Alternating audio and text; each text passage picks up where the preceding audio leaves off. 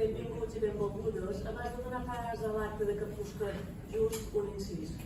Voldria dir que avui és 25 de novembre i que aquesta data arriba indefectiblement cada any, i amb ell el Dia Internacional de l'Eliminació de la Violència contra la Dona, per denunciar aquesta violència i per exigir i reclamar polítiques o actuacions per acabar amb aquesta lacra. Hi ha molts tipus de violència i la crítica destructiva que no aporta cap creixement i feta en total desinformació també ho és. Banalitzar aquest tema és demostrar molta inconsciència i considerar que com que el cercle artístic avui no ha fet cap conferència relativa a aquesta temàtica no estalona aquesta necessitat social és de cap molt closos. Tanmateix, creure que treure banderes i pancartes, eslògans o vídeos avui i solament avui ja és suficient per després poder-ho oblidar durant 364 dies també és molt infantil. El cercle té present els problemes i necessitats socials del seu entorn cada dia de l'any, però com que el cercle artístic i tots els que hi assistim, els que el servim i els que fan la tasca de conferenciants són persones amb problemes de salut, família, feina i obligacions, no sempre és senzill ni bo de fer que tot es pugui fer quan una o altra persona ho pugui considerar més oportú. En tot cas, si algú vol aportar alguna cosa per millorar aquesta entitat, amb educació, altruisme, dedicació i moltes hores de feina, la Junta Directiva està oberta a tots els socis i sòcies que hi vulguin participar. Gràcies.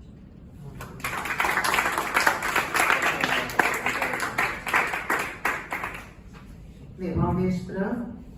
És un honor comptar amb Vicent Pitar aquí al Mela, prestigiós filòleg i sociolingüista valencià, bon amic de Menorca, de Jaume Mascaró i de Joan Francesc López Casasnoves, per aquesta conferència que del títol Joan Fuster, una originalitat, l'assagista i el polític nacional dins aquest any Joan Fuster, que com sabem és un escriptor intel·lectual de referència dins tots i cada un dels països catalans.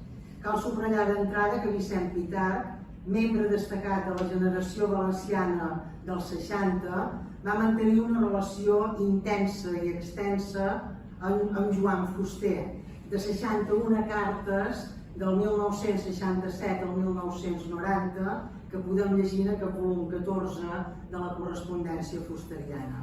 Com n'ha dit el seu editor, Juli Capilla, la correspondència Fuster-Pitarch, la més quantiosa d'aquest volum, revela diversos projectes cívico-polítics, però hem de fer esment també d'una altra dedicació importantíssima a la trajectòria de Vicent Pitarch i també pel que fa als interessos de Joan Fuster, de caire intel·lectual o acadèmic, que té molt a veure amb un dels projectes més cobejats per Fuster, l'elaboració d'una història social de la llengua. Fins aquí la cita jo ara afegiria, per a la qual Jordi Carbonell, el redescobridor del que va anomenar el període menorquí de la literatura catalana, li va oferir informació i materials dels nostres gramàtics i lexicògrafs il·lustrats. Vicent Pitarch és llicenciat en Filosofia i en Filologia Romànica per la Universitat de Barcelona i és doctor en Filologia Catalana per la mateixa universitat. Va fundar i dirigir del 1969, molt jove, al 1980, el programa radiofònic, el títol és evident, que va titular Nosaltres els valencians a Ràdio Popular i la Real i Castelló. Al 76 va ser fundador de l'Escola Catalana El Roble a Castelló de la Plana. Va ser promotor el 74 del Partit Socialista del País Valencià a Castelló de la Plana, de l'Ajuntament del qual va ser tinent d'alcalde per Esquerra Independent de Castelló en les eleccions del 79. Catedràtic de batxillerat, que va formar part del primer Tribunal d'Oposicions a catedràtics de català, va ser també professor de la Universitat Jaume I de Castelló, membre de l'Institut Interuniversitari de Filologia Valenciana i de la Societat Catalana de Sociolingüística, membre de la Filològica de l'Institut d'Estudis Catalans des del 85, és patró de les fundacions Huguet i Carles Salvador, a més de delegat a Castelló de la Plana de la presidència de l'Institut d'Estudis Catalans. Pel que fa a les publicacions, només destacaria uns quants títols. Els llibres Defensa de l'idioma, del 72, curs de llengua catalana del 77, reflexió crítica sobre la llei d'ús i ensenyament del valencià el 84, fets i ficcions, llenguatge i desequilibris socials del 88, me'n salto uns quants, control lingüístic o caos del 96, llengua i església durant el barroc valencià, important, del 2001, les normes de Castelló, textos i contextos, del 2002, de Camí a Fisterra, que ara el tornaré a citar, del 3, narrativa, Gaietà Huguet, els valencians de Secà, del 3, Pompeu Fabra, l'autoritat amb mirada pel valencianisme, de l'11, o el combat per la premsa, el vent i nosaltres els valencians, del 2009. Quant als articles i capítols de llibres, hem de citar La llengua i el projecte nacional de la catalanitat, del 12, Carles Salvador, pioner de la normativització valenciana, del 16, La selecció ben feta de les formes valencianes vivents, del 18, o la projecció de Pompeu Fabra damunt del País Valencià durant la Segona República del 2019. També m'interessaria destacar un pont entre les polítiques lingüístiques al nord i al sud de l'Ebre, perquè va ser motiu d'un homenatge a Naina Moll del 2019. El 1983 va rebre el Premi Actuació Cívica de la Fundació Lluís Carulla i el 94 el primer Premi Socarrat Major de l'Associació Cultural Socarrats, guardó que en el temps ha compartit amb Raimon, amb Enric Való, amb Isabel Clara Simó, l'Universitat Jaume I o el mateix Institut d'Estudis Catalans. Ha rebut altres guardons com la distinció cívica de l'Associació Cultural de l'Ambor, el Premi Enric Soler i Godes a la innovació educativa, el Miquelet d'Honor l'any 6 de la Societat Coral del Miquelet i la distinció de la Universitat Jaume I pel compromís amb la llengua i la cultura catalanes. El Premi d'Assaig dels Escriptors Valencians i Premi Ulisses de Narrativa per l'obra de Camí a Fisterra. Gràcies, Vicent, per acceptar d'acompanyar-nos en aquest any Joan Fuster i per apropar-nos a l'Avui a Ciutadella, una ciutat que em sembla que tenim molt de records, també, que estimes molt.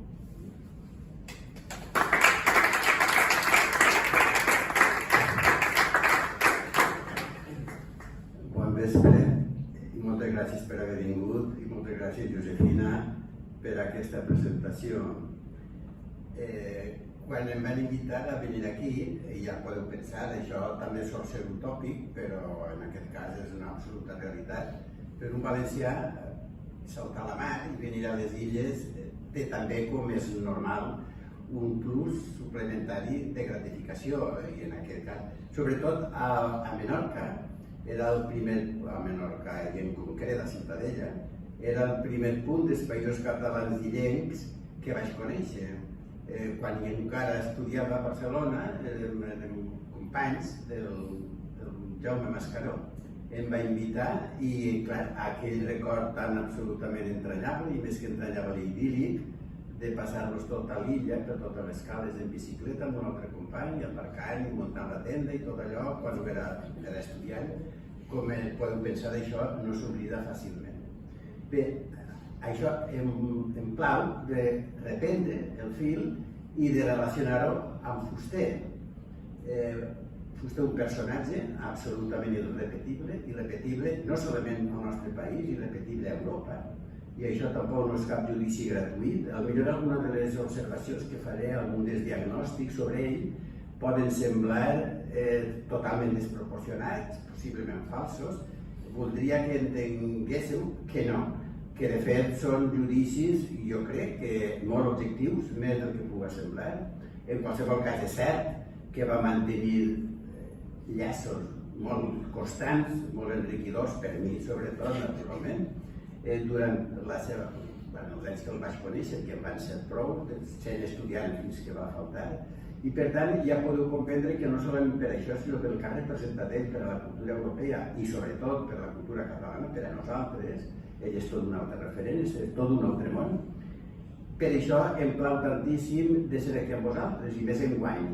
Enguany un any que alguns, vosaltres, també alguns de nosaltres, ens hem pres molt seriosament i pel que fa al meu episodi personal, aquesta crec que és la 19a conferència que he fet sobre fuster, sobre distints temes, però al llarg de tots els països catalans, al llarg de tots. I també de les 4 illes, per exemple, he estat a la Formentera, he estat a Eivissa i a Mallorca per duplicar. I aquí, bé, és naturalment, com a conclusió, una situació molt agradable de compartir amb vosaltres aquest centenari i si voleu, no ho sé, fins a quin nivell teniu la cloenda del centenari fuster. A Castelló el clourem el dia 14 del mes que ve, justament també hi participaré naturalment, i per això el fet de ser aquí, ara que s'acaba tota aquesta commemoració, que espero que hagi estat molt profitosa, doncs saber que jo he participat també amb vosaltres d'aquest acte més un motiu més de felicitat per mi, per tant de compartir-la amb vosaltres. I bé, el plantejament que m'havia fet en aquest cas concret era presentar fuster, tal com diu el títol, una originalitat. Això és alguna cosa fonamental que crec que per aproximar-nos al personatge és imprescindible de tenir molt en compte. I és aquí quan es comenta aquesta peculiaritat, aquesta condició seva, és aquí quan és fàcil que algú o alguna pugui pretendre o supose que som davant d'una colla de judicis que faré que poden semblar desproporcionats i que no ho són, com us deia. I dins d'aquesta originalitat en bloc que representa ell com a tal, com a persona, com a intel·lectual, com a patriota, com a ciutadà en definitiva, com a europeu, que és el que és ell. Dins d'aquest context hi ha dos aspectes que entenc que paga la pena, ara que acabem ja l'any del centenari, que paga la pena de remarcar. Per una part, el seu aspecte d'escriptor. És un escriptor absolutament únic, absolutament. Això que per entendre'ns, per exemplificar-ho, el representem com a assagista, amb el gènere de l'assaig, per dir 4 coses. I per altra banda, això està bé, és absolutament imprescindible la referència a la condició política, és a dir, cívica, civil de Fuster, a la seva militància en la seva condició nacional, que així, per posar alguna cosa s'ha de posar, havia posat polític nacional, però aprofitaré també perquè ha estat un dels aspectes també debatuts sobre la personalitat fusteriana, això polític, i què volia dir per a ell polític, en quin sentit i com. Aquests dos aspectes intentaré fer-me entendre, per altra banda tampoc són massa complicats, perdoneu la quantitat de coses que segurament diré que ja coneixeu, però clar, això no puc preveure quines coses coneixíem. En qualsevol cas espere fer-me entenedor al final. Bé, i comencem, posats a les commemoracions, clau també de convenient que retinguem que també és enguany també som un altre aniversari, concretament el 60è, de fenòmens, d'episodis en la nostra vida cultural compartida, tan importants com per exemple el 62, quan es va crear l'Obra Cultural Balear, quan es va publicar Nosaltres, els valencians, lògicament també haurem de dir 4 coses sobre nosaltres els valencians, els d'enguany, i quan acaba l'edició per vosaltres com per mi, com per tots nosaltres, la transcendència que té la publicació del gran diccionari, aquella obra magna, aquella obra també única a la cultura europea, el Diccionari Català-Valencià-Balear, bàsicament, fonamentalment, que li devem a un de Ciutadella, a un veí vostre. Això, com és evident, jo també el vaig conèixer, el vaig tractar força, clar, no tant com vosaltres, però força, també havia estat a casa seva, etc. Però ara això són efluvis massa personals que no interessen. Anem allà. Per començar, és molt important, com és evident, si parlem de Fuster, per mi és imprescindible que el puguem representar, encara que sigui d'una manera esquemàtica, allò ell com era. Primera, ell naix en una ciutat rural, que continua sent rural avui, per exemple, encara és curiós, la ciutat eminentment rural, la ciutat de l'Arròs, com sabeu, tot el terme de Suca, tota allà contra l'Albufera, és Arròs.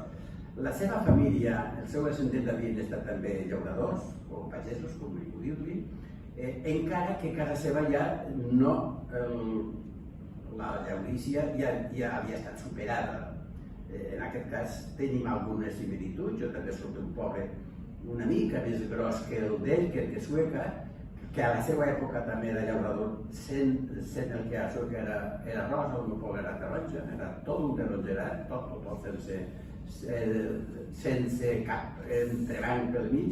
Avui són tot rajoles, són tot manisetes o ceràmica, per com ho diu. Ja ho sabeu, les grans indústries ceràmiques d'Europa, a Vila-real. Vila-real sí que s'ha disparat a tot el que havia estat. Però fora d'això, la infantesa meva, per això que passa del meu poble, passa a partir de l'any 60. La infantesa meva i la infantesa del Fustet sempre he pensat que devia ser molt semblant, amb una altra petita diferència, que la família d'ell era una família no hi ha llauradora, la meva 100%, de llauradors, a més, que havien de pecar cada dia, havien d'anar al jornal o no menjar, literalment, com sona. En aquest cas, la seva família està una mica més acomodada que la meva, però tampoc no gaire més. Deia el seu pare ja no era malalt, el seu pare era escultor, era tallista, feia imatges, feia sang, feia Mare de Déus i coses que ell a més ensenyava a un institut politècnic del poble. Però per què dic tot això? Perquè Fusteria es crea al centre de la vila, cosa que a la perifèria, però ara tampoc és que pretenga fer cap comentari, cap comparació entre els dos.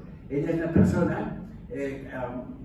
a la casa del qual hi ha textos, hi ha algun llibre, tampoc exigren coses, però ell és fill d'una família de procedència llauradora, de procedència carlina, per tant de mentalitat, diguem-ho, de dretes, tradicional. Ell és, però aquí ve la gran novetat, la gran originalitat a partir de la qual cal començar a veure què era Fuster.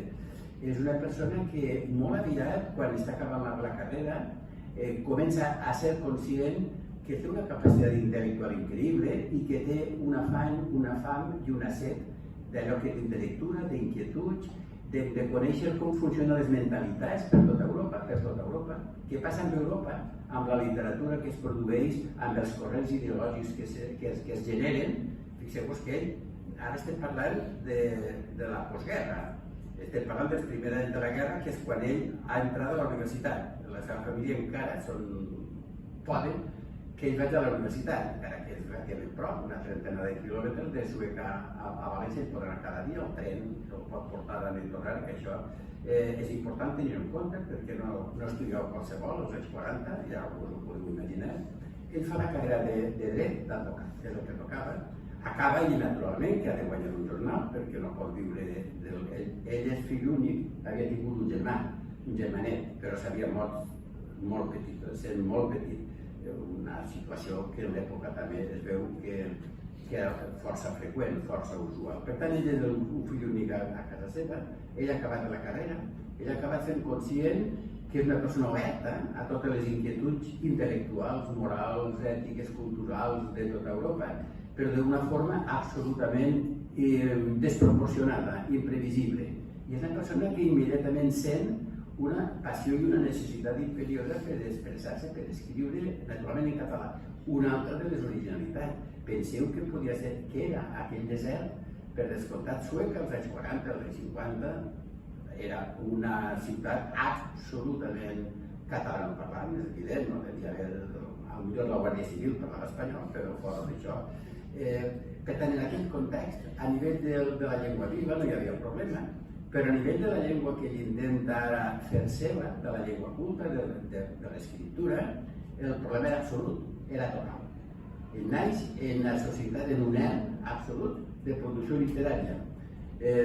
Ell s'imagina, i d'on li naixen aquelles inquietuds, i qui l'alimenta, i qui el proveeix de totes aquelles lectures, això com funciona, com han arribat a ell, dins d'aquell erm absolut que representa no solament la seva ciutat, tot el País Valencià. Tingueu en compte que el País Valencià és un país de l'època, tornem a dir, dels anys 40, no ens oblidem, és una societat absolutament tradicionalista, o rural en el pitjor sentit que es pugui dir, una societat àgrafa, per descomptat, una societat analfabeta, de les més analfabetes de tot l'estat espanyol. Tot això cal saber-ho perquè això objectivament és així. Doncs bé, en aquell, naturalment penseu qui podia, qui escrivia en català aleshores, i com, i què. podeu dir, home, moll, però moll era Mallorca, aleshores ja havia deixat, com sabeu, no? Ciutadella, que vivia a Palma. Podeu dir, Sánchez Guarner vivia a Palma, a Moll, i per tant, d'on apareix aquell fet tan absolutament impensable, inimaginable, inesperable, com apareix? Però apareix. Això, si parlem d'originalitats, no en pot haver d'altra més clara. Dins de tota aquella d'inquietuds que se li estan desvelant, n'hi ha una central, que també mira el seu entorn i mira com aquella societat seva, tot el que ell està descobrint, està llegint, està reflexionant, aquella societat està muntada damunt un munt, un carro de tòpics, de mentides, de prejudicis, de llegendes falses, d'absurditats, que si allò eren els valencians, eren elegante feliç, que si eren tots artistes, no sé què, perquè hi havia la Concha Piquer, hi havia no sé qui, que si eren tots pintors, això podien fer, no? Que si eren tots rics, doncs eren de les societats més precàries, de les que més enviava a Alemanya migrants del País Valencià a sortir, tot i tanta història, tanta riquesa, de tant de romà. I això ho percep, s'adona i arriba a una conclusió que serà clau per a tot el seu procés ideològic. Quina societat més trista i més desballestada que m'ha tocat. No solament la seva ciutat, Sueca, sinó tot el conjunt del seu país, el qual va dir que les seves reflexions al llarg de tota la vida estan fonamentades, estan basades d'entrada amb la realitat valenciana. Això ja ho sabeu, nosaltres valencians no solament té de valencià el títol, és tot el que passa és que immediatament té la suficient intel·ligència per a projectar-lo davant de tota la catalanitat. Però cal saber l'anàlisi que fa, l'anàlisi feta immediata sobre la seva realitat immediata. I en aquella realitat molt aviat ha d'adonar-se, s'adona, com és evident, i així ho deixarà en tota la seva producció, d'un fet contundent. Diu, bé, aquí nosaltres tenim, en aquesta societat, tant que el diagnòstic d'ell és molt clar, una societat desballestada, desvertebrada, desgraciada, això com diu, són aquells dicteris que tantíssim, com faran mal, sobretot a la societat benestant valenciana. Aquells estaments, aquells sectors que justament conreen aquells tòpics, aquells mentirs, va contra d'ells, els desmunta la paradeta a la falla que han fet del país. Per això hi ha un llibre que serà tan revolucionari, això que és una guia turística. I l'encarreguen com a guia turística. I la publica i l'encarreguen que l'ha de fer en castellà. I tot resulta fantàstic, perquè com que l'ha fet la redacta i apareix en espanyol, també l'any 62 apareix i porta per títol El País Valenciano. Com sabeu, no? Aquell llibre el que fa és repassar el passeig en totes les comarques del país, que ja més visita, per a veure-ho, fixar-se, i en cada lloc va desmuntant els tòpics fonamentals, les bases als quals ha donat peu a preferir unes vegades als menjars, que si menjaven rates a l'Albufera, clar, que va això dir, per aquella gent que els valencians també mengen rates, com si fos nosaltres del Sàhara, no? Doncs bé, és la pura realitat. Aneu i mireu-ho, això també. Bé, això és un exemple. Però això és el que va denunciant com a una guia per a turistes. Sabíeu quan vindreu al País Valencià, que és això, que el país meu és això. La conclusió que després es trobarà contundent a nosaltres els valencians és això, que és un país que, lluny de totes aquelles falsetats que s'havien pregonat, era ben al contrari, una societat molt desgraciada, amb molta gent pobra, amb molt que per això havien d'emigrar, evidentment, i amb molta gent alfabeta, i per tant, molt permeable a tota aquella colla d'estupideses que es muntaven sobre ells mateixos i sobre el seu país. Aquest és el perfil, aquest és la ideologia, el fil del seu discurs mental que anirà engrandint, precisant, ampliant al llarg de tota la seva obra. Bé, els anys 50, quan ha acabat la carrera després, amb això que ja estic dient, avançaré moltes diapositives que vindran després, però ara segurament queda molt més clar així, simplificar més el màxim. Els anys 50 ha acabat la carrera i definitivament s'adona que allò de treballar en un despatx d'advocats que no pot ser, que allò és que el que l'ofega, que allò és sufocant, que allò no té cap trellat, que allò no té cap sentit, perquè ell està totalment abocat a pensar, a reflexionar i sobretot a provocar a la societat per tal que pensin també, que pensin que fixeu-vos quina mena de societat tenim o ens han llegat, ens han donat i per tant hem de sortir d'aquest atzucac. I es posa primera, com a recurs, primera, si deixa d'anar a ajudar, d'anar passant d'un advocat, ha de buscar-se també per a menjar. Tota la vida va viure en una situació econòmica molt precària. Us diré algun detallet i això, com que ja és més públic, sembla ser que Lluís Llach li pagava els últims anys, li pagava una primera, va començar a pagar-li sense que vostè ho sapigués mai, anònim. Ja li pagava tots els drets que rebia per el que li publicava a partir dels llibres, dels seus poemes i això ja, i es passava a Fuster. És un detall per a que veieu com anava el tema, poca broma. I a més aquest detall és important perquè lliga amb un altre, la seva capacitat de militància, la seva generositat, per malgrat la situació en què vivia, com mai no renunciava a anar amunt i avall, a atendre qualsevol prec, qualsevol sol·licitud que tingués de qualsevol poble, de colles de joves, de què li diem, quan vine a fer-nos una conferència, vine a fer no sé què, o d'ell muntar també cursets més o més clandestins, etc. D'alguna cosa també després tornarem. En definitiva, els 50 decideix, imagineu-vos quina altra bogeria, quina altra originalitat, decideix renunciar absolutament a allò de ser advocat. Allò no té cap trellat per a ell, no té cap sentit. I decideix professionalitzar-se en l'escriptura, que tela ja en un país, torna a dir, un país analfabet. Professionalitzar-se, però més encara, professionalitzar-se amb la via en català. Això ja, bé, això és una pura bogeria. Hauríem de ser conscients del que pot representar, que representa això pels anys 50. En una societat com aquella, viure d'escriure, però com és possible, però qui tornarà a menjar? Això explica perquè ella ha d'arribar a escriure a més de 50 diaris en castellà, bàsicament, clar, d'aquí, de Madrid, de Barcelona, com siga, té una capacitat immensa. I al mateix temps ell, però el seu conte, això sí, en aquelles reflexions a les quals feia referència abans, ell el que ràpidament mai s'aparta d'aquell impacte que li resulta de la reflexió següent.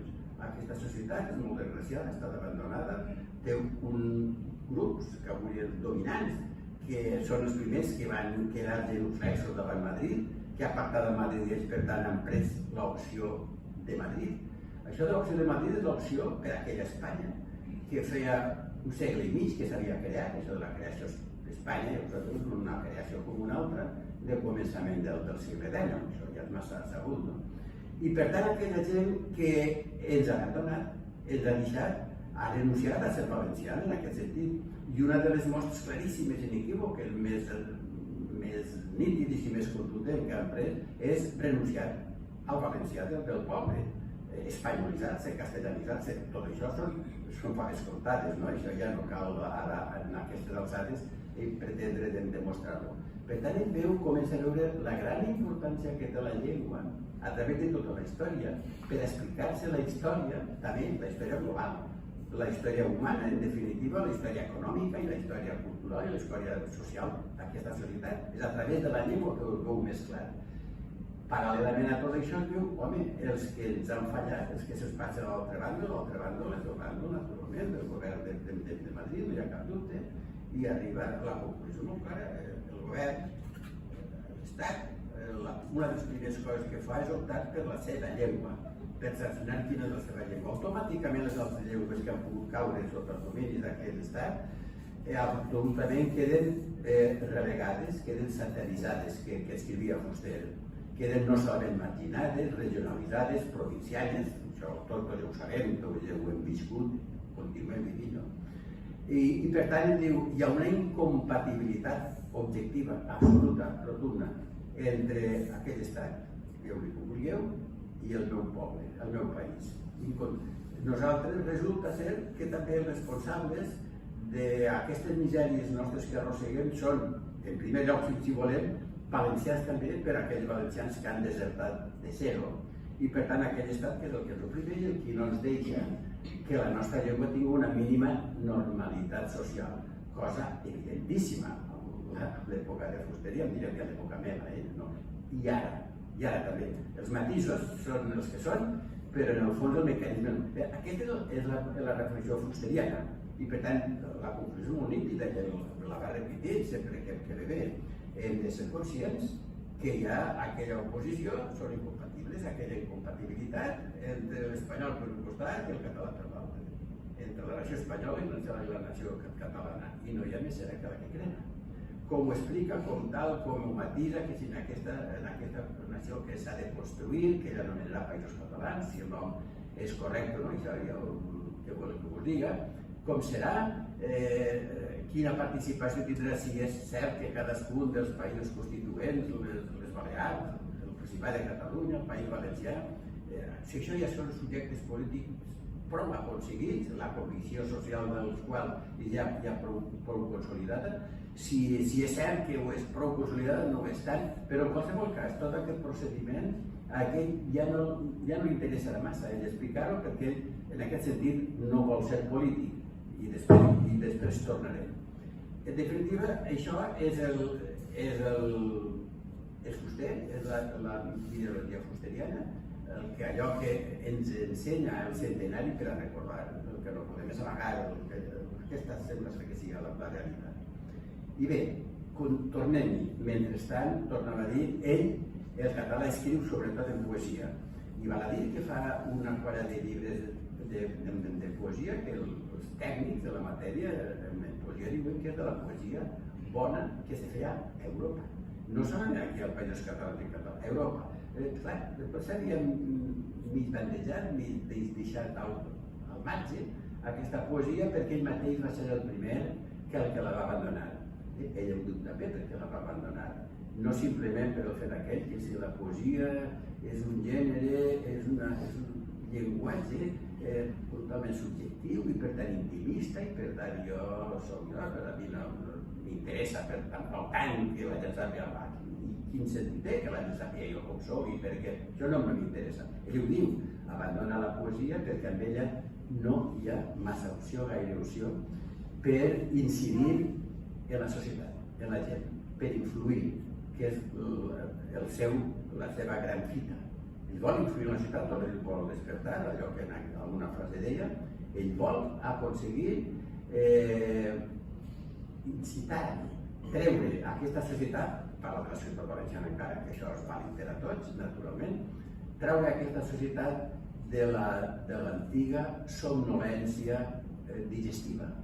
Més o menys literalment diu això, estat adormida, estat anestesiada, i per tant, precisament, i la poesia per això els versos no són viables, o almenys no són viables com és la prosa, ni de bon tros. I és quan abandona absolutament la poesia i comença a fer els llibres d'assaig. L'assaig del Xerató, del Canemat, de tota la seva producció literària, com sabeu, tant en la premsa periòdica com en els llibres normals.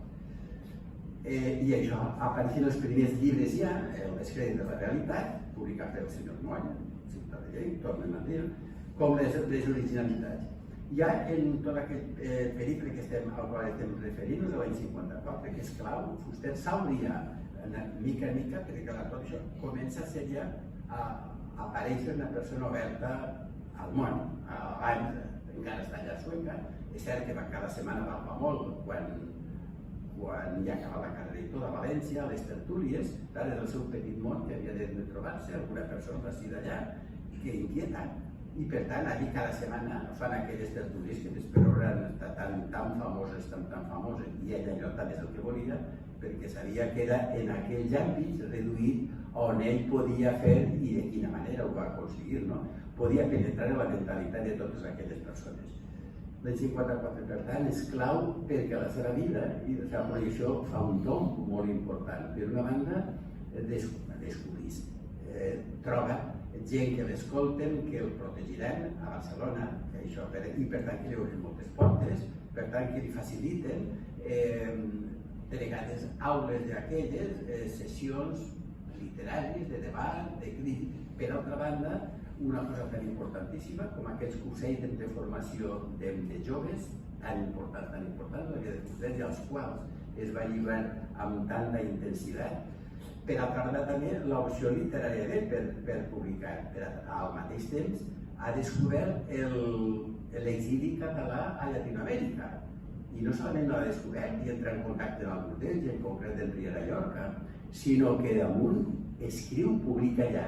I damunt comença a publicar, per exemple, en les relacions de València amb Catalunya, comença a publicar uns articles que deixen a tots els lectors que hi havia per tot el món de Pont Blau, els deixen absolutament relativats. No poden entendre qui escriu allò, quina persona escriu amb una capacitat de profundització en temes, de síntesi, de genialitat i originalitat. No hi havia ningú en dos països catalans capaç de fer aquests articles, com que no hi havia ningú capaç de fer un assaig com nosaltres, els valencians. I d'això tinc a més testimoniatges directes, jo ho recordo perfectament, quan un professor meu a Barcelona un dia, això que ara exactament era el senyor Pere Buigas, un gran humanista, una de les persones més humanístiques que hi havia hagut des de la República i després dels primers anys, havia estat l'únic any que havia ensenyat ell, el Buigas. Vaig tenir la gran sort de tenir-lo com a profe. I jo anava alguna vegada, ell també tenia un càrrec, ell tenia el seu despatx a la Biblioteca de Catalunya, ell ensenyava una altra coreografia, ell era medievalista, i recorden, concretament, així que vostè és valencià. Home, i això que passa sempre, no? També hi havia algun valencià, doncs encara en aquella època eren com si fossin com els xinitos, no? Del dia del dòmul, que dius, home, mira, allà n'hi ha un, doncs allà n'hi ha un valencià que a més té aquesta sensibilitat. I Pere Buigas, i ràpidament va saltar i no se m'oblidarà mai. Diu, això de nosaltres aquí, aquest senyor, nosaltres valencians, vostè el coneix? Sí, no puc dir que soc amic d'ell encara aleshores, però de quina manera, això és intuït, com és possible que aquest senyor amb 4 notes, jo que no disposa ni bibliografia, perquè no existia bibliografia del País Valencià, no hi havia cap paper mitjanament digne, normal, a nivell històric, ni en sociologia, la sociologia no s'havia descobert al País Valencià, ell és un dels grans predecessors i de la sociologia del País Valencià, que per altra banda molt aviat va ser tan important. Tots aquells elements tan d'això, tan bàsics, ell no tenia res, no tenia cap paper amb substància. Ell senzillament havia anat llegint tot el que podia amb aquella capacitat insaciable de llegir i de mantenir dades i notes i de recórrer ací i allà, i amb 4 fitxes muntar-se aquella interpretació de la història valenciana tan absolutament genial com en nosaltres valencians. Aquesta és la veritat, com sabeu. Després, naturalment, al moment de l'impacte, quan es publica, lògicament això es va deixar de tots els maperduts, no? Allò, mare de Déu, això, i a País Valencià ja havia començat a sonar el seu nom a través, imagineu-vos, dels seus versos de fer uns quants anys, i ja havia començat a disfrutar a través del descrèdit de la realitat quan s'havia descobert com també un prosista sense precedents del país. Cap precedent a cap nivell. Val a dir que el seu estil és també una originalitat absoluta. Encara, però d'on treu aquell estil, aquella genialitat, aquella mena d'expressions, de discursos entre simbolistes i avantguardistes i al mateix temps un llenguatge tan absolutament comprensible. Això és la gran obsessió d'ell. Per escriure cal ser eminentment, s'escriu per a ser entès per tots els lectors. Si no el fas entendre, no escriu, es calla.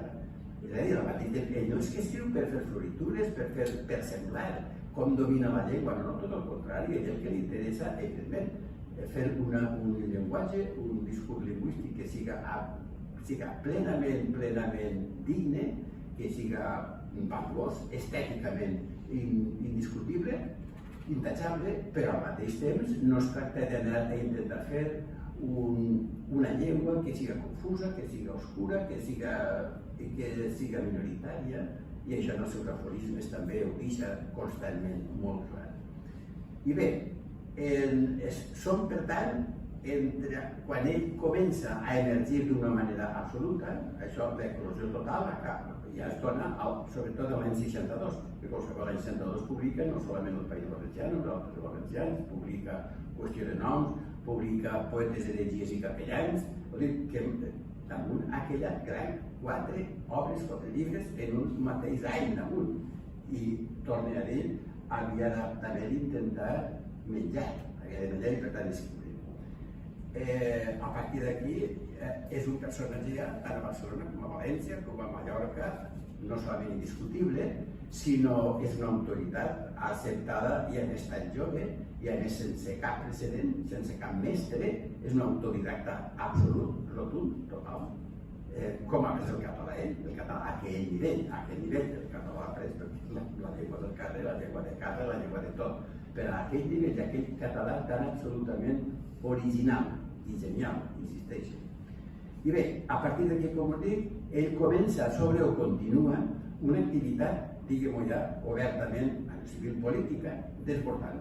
Això que us deia, que tot el que li demana un problema, un aclariment, una nota, uns consells, una conferència, que vinga a venir, a presidir tal organitzacioneta de joves. Dic de joves, insisteixo, perquè som els que també donàvem aleshores, que érem aleshores joves. Ja vam deixar de ser fa temps, però intentem mantenir-nos tant com podem. Ell no falla mai de punta a punta del país. Compte, i torno a dir, aleshores el país no tenia aquella autopista que tenia ara, el país és molt allargassat. Ell mai va tenir, no és que no va tenir mai un cotxe, no va tenir mai una bicicleta. Per tant, havien d'anar a portar-lo amunt i avall, i també ho anaren al trenet, el tren de Sueca a València, de València a no sé on, allà a l'estació aquella vindreu a per mi, després tornarem, i després com sopava i com no sé què, i com dinava. Bé, tot això per allà era secundari. És important, per tant, per a mi és fonamental a nivell humà i també a nivell polític tenir en compte la seva absoluta generositat. No solament en quant, si li plantejaves algun projecte també que suposés alguna despesa econòmica, ell a la mesura que podia també si donava 50 duros, això era el primer, quan segurament no els tenia. En definitiva, en aquest cas és quan us dic que dels anys 60 fins al 75, quan s'acaba la dictadura, s'acaba, si més no formalment, després que el dictador ha mort, perquè ja era hora, aquesta època és la gran època seva per descomptar el seu esplendor, com a persona, com a intel·lectual, com a nacional, com a home que té, que reivindica, que vol ser com les persones, o no voldria tenir cap nació. Ell es declara sistemàticament antinacionalista, però sap que ha d'optar a una nació perquè l'imposen, si no l'imposen una altra. Doncs això és tot el procés més ric que té naturalment fins a l'any 75. De fet, el procés, per posar algunes dates, seria millor cap a l'any 83, 84, abans n'hi ha una data que és molt important, que és el 82, al qual també farem referència. I bé, de tota aquesta, com a representant d'aquesta plenitud a nivell de producció literària, hi ha 40.000 altres articles sols i coses, però per fer referència a obres compactes, que són aquelles obres que és imprescindible que totes les persones que tinguem estem especialment sensibilitzats per la qüestió social nostra, que llegirem que són nosaltres valencians, això no hi ha cap dubte, que és el Diccionari per ociosos, una obra que està al nivell de les millors obres de prosa de reflexió, de prosa moral, de prosa d'això, d'incitació social a pensar, a llegir, a pensar, a canviar les coses. Redactat, com sabeu, en assaig, i del diari 52-60, 1950, que si voleu complementar-ne, n'hi ha moltíssimes, fins a una vuitantena llarga de llibres que publicarà. Són Babels i Babilònies, que també si el cita aquesta i no d'altres, és perquè també està publicada per Mort i és molt important. Per veure com al mateix temps fixeu-vos que automàticament es connecta amb tots els nuclis de tots els països catalans. No en va, això no és en va. Heu de saber que també un dels grans avals de la gran aportació que fa la nostra qüestió nacional dels països catalans, un dels grans avals era un altre balear, serà possible, però és així, això de la memòria que jo acabo de fer 80 tacos, o sigui que per tant també me comença a fallar la memòria, doncs sí, el torna a la llum.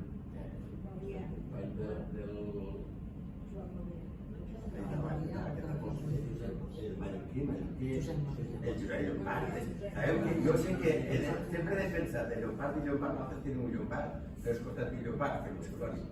I per això ràpidament m'ha saltat Llompart, que també vam ser companys uns quants anys, els anys anteriors al seu mort, vaig ser company clau de recordar-ho. Bé, sobre els altres valencians, el més important és això, és un assaig, no és un llibre d'història, és un assaig, una interpretació de l'esta del País Valencià, que mira d'explicar per què els valencians érem així, això ja ho veiem, per tant ara ja podem córrer, que totes les crítiques, que no van ser poques, que havien estat fetes justament per gent que al principi semblava que havien quedat també com emmirallats per l'altre de Valencià i van començar, sobretot els de la universitat, aquest llibre estava ple d'incorreccions, d'imprecisions, sempre diem imprecisions, eren detalls, eren coses accessòries, complementaris, que a més a Fuster això tampoc no li interessava, perquè ell ho diu, en el pròleg ell diu, aquest llibre hauria d'haver-lo fet un historiador, o hauria exigit un... Ai, tu mare, ara és el que comença a estar cansat. Un centaure d'historiador i de sociòleg. Bé, doncs, necessitaria, ell era el centaure de mig historiador, d'historiador i de sociòleg alhora.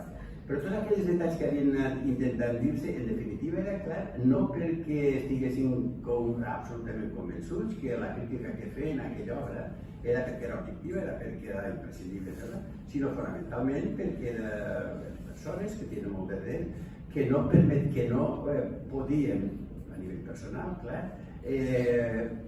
acceptar, compartir el projecte nacional fusterià. La prova que si tanta incongruència, que si ell no era un historiador, un advocat, que havia fet un advocat com entra en el nostre terreny, és el de sempre, no? Aquella pseudociència de la propietat intel·lectual de certes parcel·les, perquè ell estava per damunt de totes aquestes coses, aquestes misèries, i el fet és que ell havia publicat en aquella època, en un segle de vida catalana, li encarreguen des de Barcelona 2 capítols, justament ho és l'economia valenciana.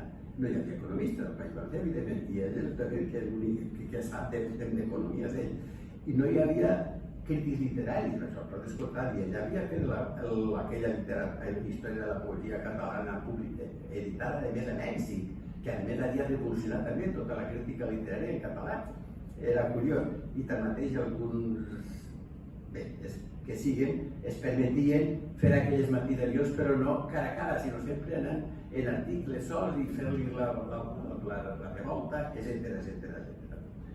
En qualsevol cas, per aquella època ell havia creat, a través de tota aquella capacitat de producció literària que té, de fer el seu estil, com volia, tan original. Continuaré perquè a les 9 i poquet hauríem d'acabar com és evident. Bé, en l'altre valencià i jo són elements complementaris, això ho he dit.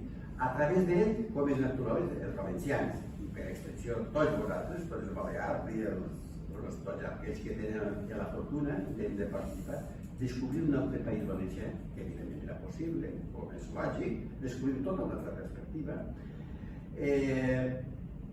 El país valencià llibre aquell, que conta, això tampoc se sol dir, que coneguem, perquè sembla ser que hi ha hagut algunes altres edicions que no s'han participat, no s'han anunciat, s'han fet de vegades com a pamflets d'aquells complementaris en produccions diàries, en diaris, fer aquells quadernets afegits de publicació en altres valencians, però edicions controlables en tenim 37, que no és broma, tampoc un llibre per a dir que si s'havia perdut l'actualitat, que si no sé què, que si estava bé. I per descomptat, naturalment, nosaltres valencians on se remarca, on se retorna, redescobrir, després se repetirà la gran transcendència, la gran importància que tindrà la llengua per explicar tota la història nostra. Bé, això és el Fuster jo veia la transició aquella entre quan ja apareix com una de les figures preeminents de tota la nostra cultura. I això, vinc insistint en que Fuster és tota una originalitat. Això, a més, ja ho havia dit el professor Iborra, de València, que l'havia tratat molt. El Fuster que és una genialitat, de la mateixa manera que un altre més amic de Lleida, Vicent Ventura, un castellonenc, per cert, que havia dit, és que Fuster és una xamba genètica. És una xamba, això com ha aparegut, per què i com, en aquest país, no és que no se'l mereixia, és que a més, com s'explica, qui diu això, fins a quin nivell la persona. Però fixem-nos, a part d'aquests més o menys, o molt més que menys, amics d'ells, que per tant el coneixien tan profundament, mireu, un dels grans historiadors francesos de l'època, a més el van tratar, el coneixia, el Pierre Vilar. Això és un diagnòstic que jo no mai me'l puc silenciar, de la mateixa manera que Josep Pla, que també un home de tan amics, però Josep Pla diu que Fuster era el literat absolut, era total, ja no es podia demanar més, i al mateix temps era un home intel·ligent, i Pla damunt afegeix aquella postila i diu, i entre els literats, homes intel·ligents no solen els bons literats no solen les intel·ligents. Això ho he dit. Però que no crec haver-me trobat mai, ni en la meva vida, en presència d'una intel·ligència més forta, més clara i sobretot més aguda. La cursiva ara és original de Pere Vilar, més aguda, més ràpida, més fulgurant que la de Fuster. Bé, això és així, per un judici més ara actualíssim, que a més jo crec que és també molt profund, i és una persona també intel·ligent, com és la Mònica Terribas, que posa de relleu Fuster la força transformadora del seu esperit crític, l'insubornable qüestionament que fa sempre, i és una persona molt provocadora, com sabeu, però el provoca justament per això és la seva professió. És el que ell vol ser, un provocador, un incitador, però incitador a la reflexió, a superar l'estadi de la rutina, de ser persones amorfes, de ser persones que ens acontentem en qualsevol història. La incansable impertinència, per una persona impertinent, amb tots, amb el lector mateix és impertinent, els aforismes són una incitació a la impertinència, evidentment, sobretot amb les castes que dominen, que tenen capacitat, que tenen força, amb els polítics, sense cap dubte, etc., per a dir, per a escriure i dir allò que costa raonar. Clar, els tòpics no costen raonar, són molt fàcils de transmetre i justament contra el prejudici, contra la frase feta, contra el modisme, contra allò que està establert, és allò que dia com dia. Doncs ja tampoc me'n recordaré que les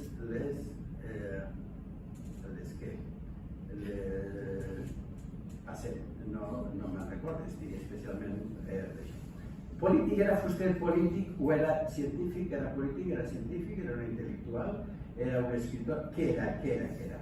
Fixeu-vos, a ell primer de tot no li el que li agradava era això, que no sé quantes vegades ho he dit ja, és punxar la gent, és provocar-los, i això sabia que era, per tant, el seu gènere, fins i tot innat. Era l'assaig. Polític, i vaig dir-vos, no m'agrada, en algun moment dic, no m'agrada la disciplina dels partits que em faria congregar moltes vegades amb rodes de molí. Jo no soc un polític nat, ja m'ho deia el senyor Pla de Palafrugell. Us recordeu l'episodi que Fuster tracta del senyor Pla, que en un moment donat li diu, senyor Fuster, vostè no pot ser... no, vostè menja poc i és antipàtic, no pot ser un bon polític. En qualsevol cas, el que evident és que no és polític, ell no vol ser polític i que després el Pla el presentarà com un polític. Pla volia dir que era una persona amb una capacitat i que ho aconseguís d'influir en fins i tot en masses, d'influir en els grans dirigents de l'època, d'influir-los ell, com això ho coneixem, els que veiem quan anàvem tantes vegades a casa seva, que allí hi havia el president de la Generalitat, el senyor Berman, més d'una vegada, com algun ministre, que ara no vull citar perquè no li diria massa el cas, i sobretot per tot allò que diem la intel·lectualitat dels anys 80 valencians, bueno, valenciana i de Barcelona, sense cap dubte, de Mallorca, doncs ja no costa ara, no tinc al cap persones, però evidentment que anaven a Sueca, però a més amb una certa periodicitat, justament a parlar de l'era, a parlar de temes candents, de temes delicats de l'època, i anaven aquí, això era així. I quan apareix el central d'història sociològica, que abans miràvem ell. Per tant, una persona que és un intel·lectual, que no vol ser polític, que no és que estigui al marge, i el llibre sempre, ell conta, jo no soc polític, jo soc Joan Fuster, això és un aforisme també d'ell, la meva professió és ser Joan Fuster, però això té una càrrega també molt profunda d'un gran humanista, com era el racionalista de la il·lustració francesa, sobretot, i per això després en un d'aquests també aforismes dirà, compte, jo soc un intel·lectual, però no soc cap intel·lectual de capella, no soc cap intel·lectual d'estar a dalt en la meva trona, no, diu, un humanista, que és el que ell indica ser, és tot el contrari d'un esteta, no és l'home que toca el violí o l'instrument que siga mentre Roma està cremant-se, ell és el primer a lluitar contra els piròmans. I això és el que ell és el primer a lluitar contra els piròmans, contra tots els que creen tota aquella mena de falsa consciència social popular. I per això, de les primeres iniciatives que pren és allò d'intentar crear colles de joves escampats pel país que intentaren redreçar tota aquella societat tan absolutament superada, retardada, com sabeu. I per extensió, això també és una experiència que traslladarà tant al Principat com després no acaba de tenir encara clar, això és una cosa que hem d'analitzar i fins a quin nivell aquí a les Illes. Seguim, això és una foto que per mi era absolutament simpàtica, d'aquelles tancades que es feien a vegades cap de setmana, a vegades setmanes senceres, que feia ell, o en aquest cas organitzava ell. En aquest cas, això, el costum de dir-li la ruta universitària del desert. El desert no vol dir no és perquè hi hagi cap desert, això és fet allà a la vora de Castelldefels, entre Castellterme de Benicàssim, però vaja contra la mà. Això és una capelleta, una ermiteta que es diu desert perquè allí encara hi ha un antic monestir d'aquell de carmelitans, monges, sí, eren frares, eren carmelitans. Ah, no, però clar, al principi no, havien estat al començament quan el convent aquell unes monges. I clar, resulta monges carmelitanes, monges de la reforma de Santa Teresa. I aquella congregació es veu que muntava els seus convents fora de la ciutat, fora en llocs apartats, molt apartats, això una muntanya, allà al desert de les Palmes es diu. I aquells convents els deien desert que volia dir separat, no volia dir allà, hi ha una vegetació superesponerosa allà al desert de les Palmes. Les Palmes són els margallons, que vosaltres dieu Carbons, doncs, o margallons, palmes, no? Ja sabeu que això és una d'aquelles tancades que efectivament, fora de, jo n'identifico dos que no són universitaris, un dels quals és aquest, el Sánchez, que ja era calb, imagina't, de l'any 60. Això és allà, sí, és que carai, aquí hi ha el Tarradell, que era un profe, un historiador, un arqueòleg de la Universitat, era un català, de la Universitat de València, aquí hi ha el Reglà, aquí hi ha el Sánchez Guarnet, i aquí hi ha el Fuster, el Fuster sempre anava per terra, segur. Des d'aquest que aquí hi ha Claret, la Ciutat de Terra, Grandot, aquí hi ha, bé, anem a passar. Però això és una mostra del que representants que anaven allà apareixien en una ermiteta que es deia, un annex al convent, es tancaven allà un dissabte al matí, un diumenge, un dissabte a la tarda, a la nit, allí passaven, i allí comencen, en aquestes reunions, el Joan Fuster comença a exposar primera, perquè a més això es consta per la seva correspondència, ho sabem, primer quan comença a fer la gran crítica a les províncies, el que representa les províncies com la articulació, la vertebració, el muntatge per trencar la nostra cultura, quan munta l'Estat, la segmentació nostra a través de les províncies, però immediatament és quan comença ja a plantejar de manera oberta els països catalans, justament en aquell sector, en aquests episodis d'aquestes classes de formació nacionalista. Aquí la mateixa experiència feta a Penyagolosa, 1.813 metres damunt del nivell del mar, com sabeu.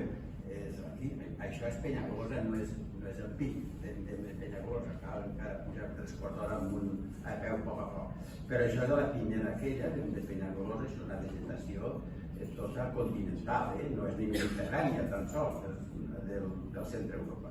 I aquí teniu com funcionava això. Allà es tancaven un dia, 2 o 3, els joves que podien. Això pagava com a mínim el microbuset, l'autobuset per aportar-los allà, que hi ha des de València, des de la mateixa ciutat, de l'Horta, ja de Castelló, naturalment. Normalment solien ser valencians només. I així funcionava, i això és un dels aspectes més interessants del Fuster, que expliquen tot el sentit de la seva vida que serà després.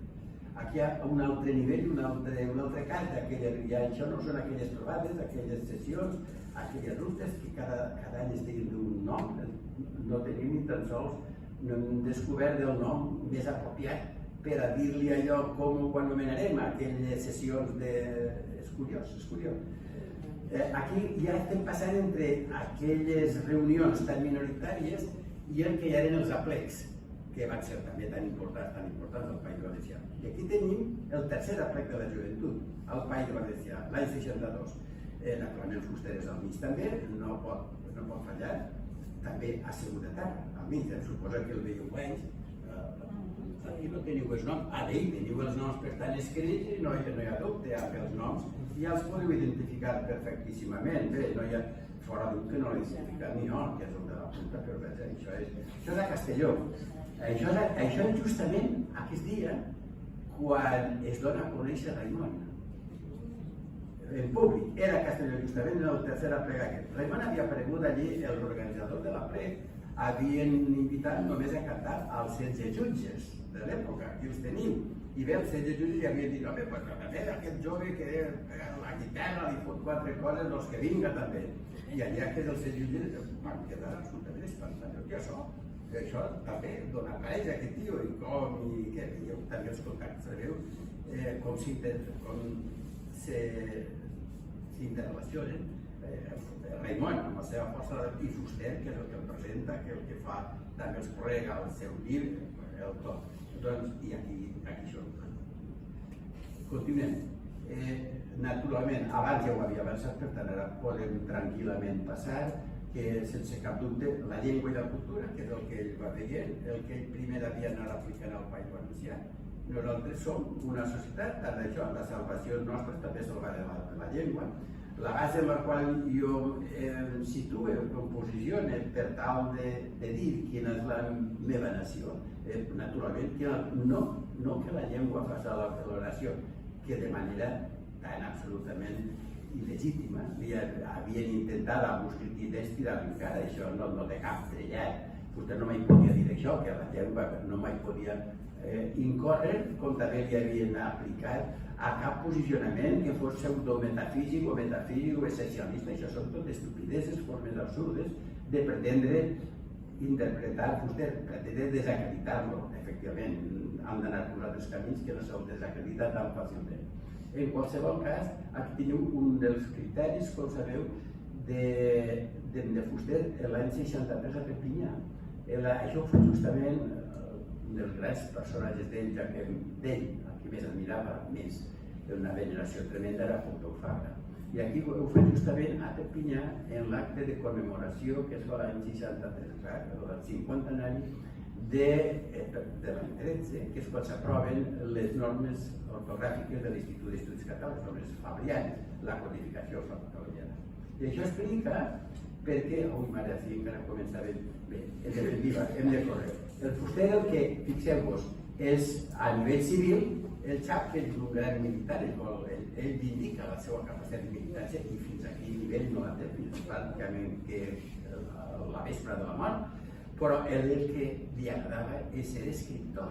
Ell voldria, creu que no se'l reconeix prou com a escriptor dels escriptors de primera fila a Europa.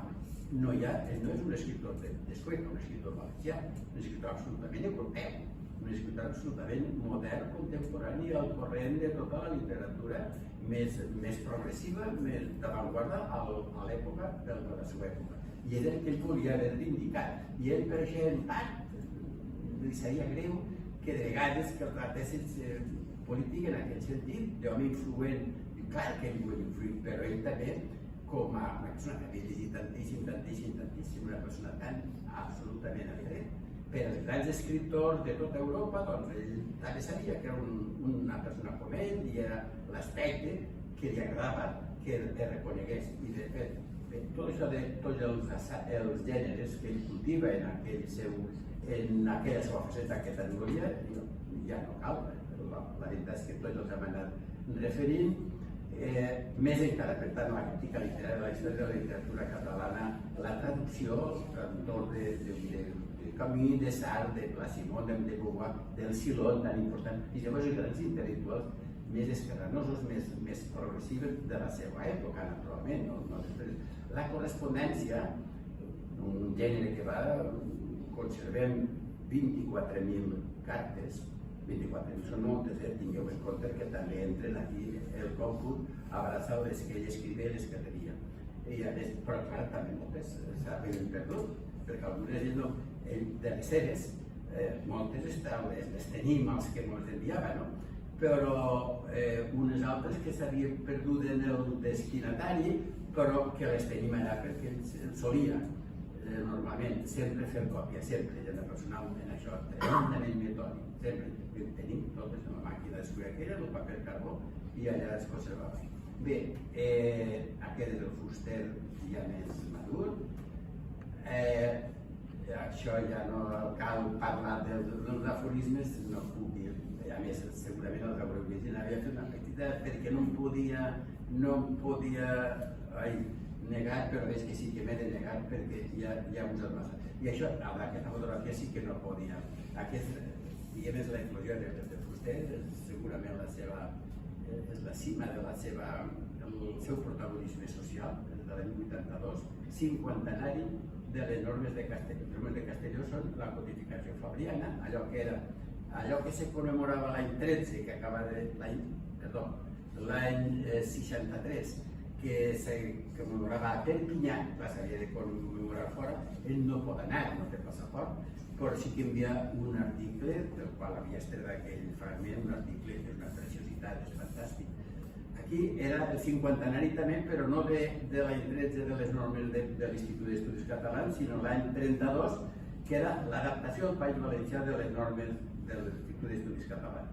I l'any 82 dels 50enaris, quan fem aquesta ple, això és la plaça de Bous a Castelló. Mai en la vida la plaça de Bous a Castelló tornarà un episodi com aquell, mai en la vida. I per tant, per a nosaltres és una referència històrica. Suposo que ja dona una vista, aquestes dues diapositives dona una vista d'aquell espectacle formidable. I bé, vostè diu, enguany ha estat una de les ocasions per molts, encara alguns per molts no, però sempre hi ha detractors, cosa d'ells, és lògic, que si Fuster hi ha qui llegeix, qui no sé què, que si els joves ja no saben què era Fuster, escolta, i els joves... En qualsevol cas, el que no hi ha cap dubte és que el Fuster és viu, això una petita mostra, no diré, ja estem bé, això no, ja m'enteneu, no? I en qualsevol cas és que sí que tenim un cert convenciment, és que ens ha convençut i d'una manera tan racional com som capaços i d'assumir aquest convenciment, sí que sabem que Fuster no solament es diu, sinó que és vivíssim. El que passa és que començaria que era, i que sempre ho ha estat, és que és molt incòmode, sobretot, clar, per l'establishment, per les forces que mantenen el xiringuito en peus, en tots els sectors de la vida social. I són les forces que, naturalment, que no els interessa que Fuster siga viu. I són les forces que, per exemple, ara, en el centenari, fins i tot quan han arribat a ser condescendents, i a veure que sí, doncs bé, hem de celebrar Fuster, però han intentat centralitzar només el centenari en la qüestió literària. I que Fuster al principi, però això de Fuster, de nosaltres de valencians, i el que representa tot això ens crema. Amb raó, és lògic que els crema. Bé, nosaltres no ens ha cremat i per tant moltes gràcies.